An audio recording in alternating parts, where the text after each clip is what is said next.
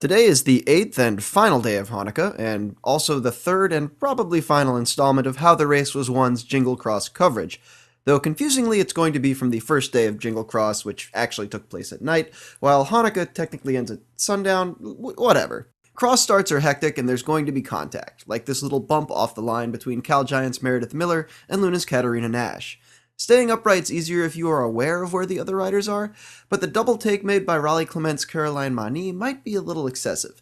It's hard to ride full out with a twisted neck, and by the start-finish, she still hadn't managed to find her way into the bunch. For contrast, here's Team S&M's Beth Ann Orton making a gutsy dive, without the look back, into the gap left by Mani. In fact, it might have been a little too gutsy. I admire the ambition, but when you're gunning for the second corner of the course against someone with 1,300 more UCI points than you, maybe it's time to dial it back just a touch. Miller rebounded to lead the pack early, while joining Mani in the regrettable starts club was recently crowned Canadian champion Luna's Catherine Pendrell. And it wasn't a great day to be caught in the back. The relentless winds that would go on to characterize much of the weekend didn't show up for the night race, putting even more emphasis on position up Mount Crumpet.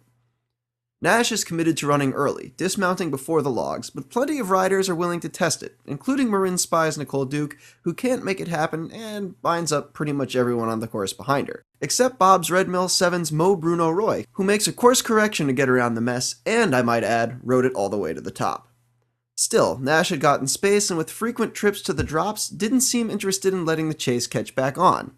Miller would take on the bulk of the work and frustrating obstacle negotiation to bring Nash back, even as the Luna Rider continued to hit her lines with demoralizing precision, skirting this little divot that tied up the rest of the chase behind her.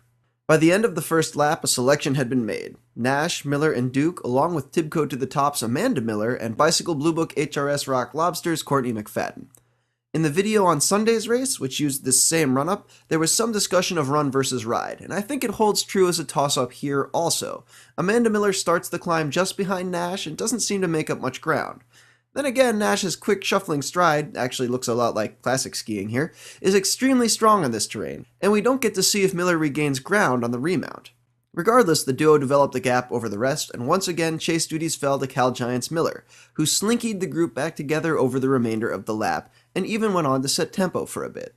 Nash made a pass over the flyover, and the familiar pattern kicked in once again over Crumpet as the Luna Rider distanced the bunch, while Tibco's Miller literally rode around her similarly named Cal Giant competitor on the ascent.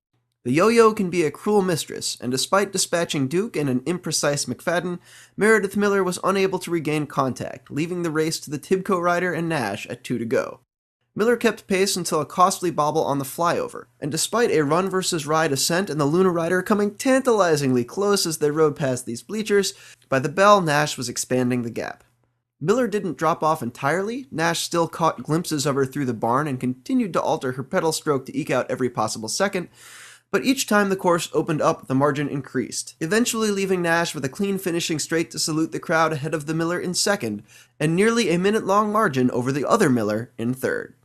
I'm Cosmo Catalano, and that's how the race was won.